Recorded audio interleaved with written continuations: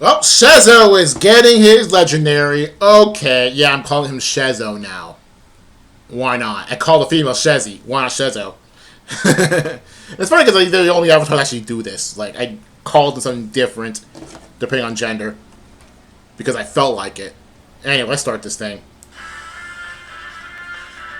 Anyway, so here's what I know going in. One, he has Ruptured Sky. Two, he's probably a sword user. I mean, because of his name. He's not a sword user. He's just like he's like a Shezzy that is actually a dagger that's basically swords. Because I think another thing his unique class is a dual wielding class. But instead of calling it a sword class, it's a dagger class. Question is, does it make an actual difference? I don't even know.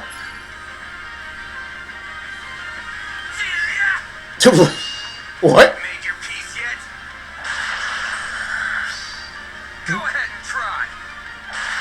Enough training. He just saw those ink there near. What the heck?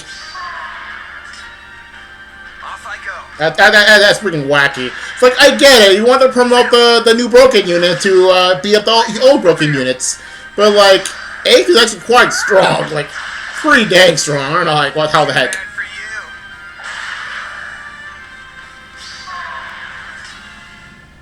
But yeah, I'm not, like, unless the band's actually good, I'm not in a position to want to get him. Okay, Arval there makes sense. I don't have Arval, weird enough. Okay, Nantu's in this. Okay, Freyr's in this. Okay, Illyria, I have you. Rat, sure. Alright, I forgot you exist. Emblem Mike, I mean, basically a necessity at this point. Okay, Balmera, sure. This freaking guy. Alright. Okay. Fortunately, gotta wait another few seconds, because that's just how I have to roll.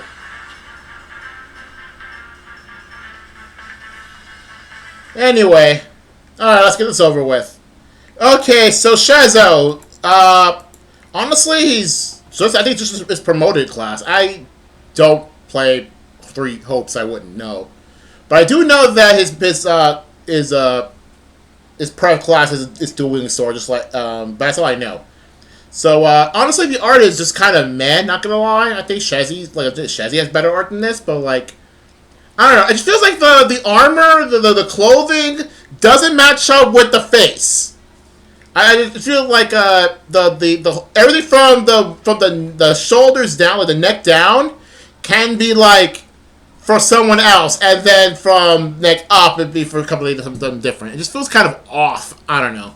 Maybe it just means that the art was just kind of off. Anyway, so let's just get this thing. So Pref B Shadow Slide. Unit can move to distance or to any ally that's entered combat during the current turn. Okay. Unit can move to a space within 2 spaces of an ally. Okay, I get it. He's a warper. Wait, I wonder, like, does this stack up with Celica? Does this stack up with Celica's, like, the Emblem Celica? I mean, Emblem Celica already has warping nonsense, so this guy also has warping nonsense. So I don't know. As if he has like a self-dance thing, it could probably be even more insane. Anyway. Follows the 3 spaces are now like grants SDF -5. It's like SDF -5 on foe. True damage revolving speed. Damage reduction. Damage reduction is piercing. It's 50% piercing, and damage reduction by flat 7. All right. It's quite a bit. That's quite a bit. I'm gonna say this. Anyway, Inheritable Sea Pulse Smog. Let's see here. Inflicts SD -3 on foe. Inflict cooldown. After combat, inflicts type -7 and guard. When 3 spaces of target. If you initiates combat, full attack and trigger full special. Inflicts cooldown. Inflicts cooldown on foe before first attack in combat. I don't know, man. I don't know about this. I'm not entirely sure about this.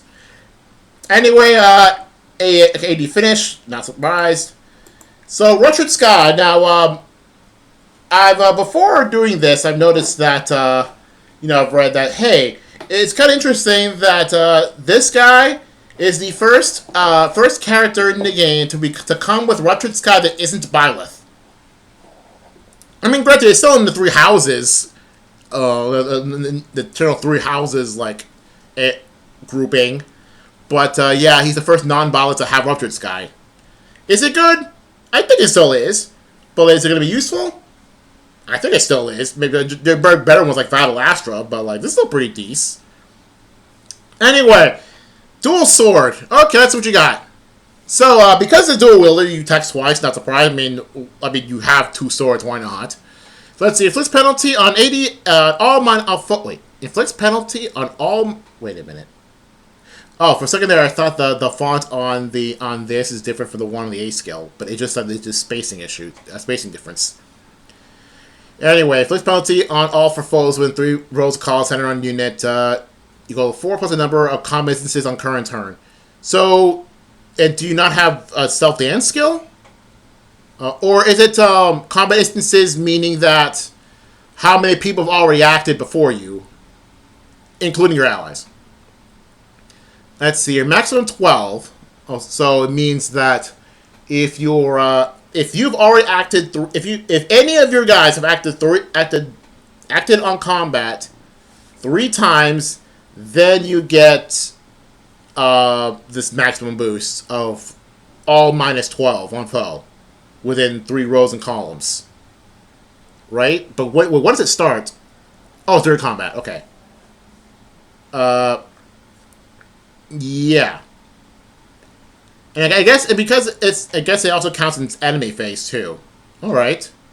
At the start of combat, unit it needs HP's greater than a quarter grants bonus to units all equal to 5 plus number of foes in 303 calls under unit times 3 max 14.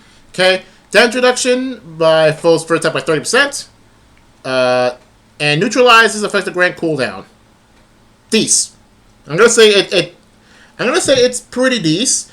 I think it's also pretty helpful if you have one of those multi-move characters, like Galvags, who would just act 3 times, 3 even 4 times, just by themselves in one go, and they already have the maximum amount of penalty, so that if for some reason you attack and the other enemies around him are still debuffed, then you can probably have your whatever 2 other units you have to finish them off. I'm gonna say this is not a broken unit. I'm gonna say this is not a broken unit. It's actually kind of fair given what we have now. So good job, game. It's actually a somewhat fair unit given the circumstances of Fire Emblem Heroes. Anyway, let's go talk about the banner. So the banner. So aside from Shez, we have Emblem Ike, which is basically a necessity at this point, and Fall of Banner, which is also pretty dang good. So honestly, red is pretty good right now. So this is a really good red banner. Blue has Nerthus, Ratatoskr, and Freyr. Honestly, I would do anything to get more Nerthus. For reasons. Let's see here. Green has Robin, Eliar, and Nurgle. Nurgle is still pretty strong right now. Robin, not so much. Then I still use Eliar, so I still use her. She's definitely my Biz Slayer. But I probably would not go green here. And then colorless has Arlen, Yukimura, and Arval. 3 characters that don't have nor any interest of having. So that's a really good red banner. I gotta think it's a really good red banner. Okay, so if I were to pull here, it's going to be red, obviously, because they have 3 stacked units. And then maybe blue banner, maybe get Ratatoskr to fodder Bisa Jole to Vika, because I still want to use her. And I don't got that much more to say here. See you guys later.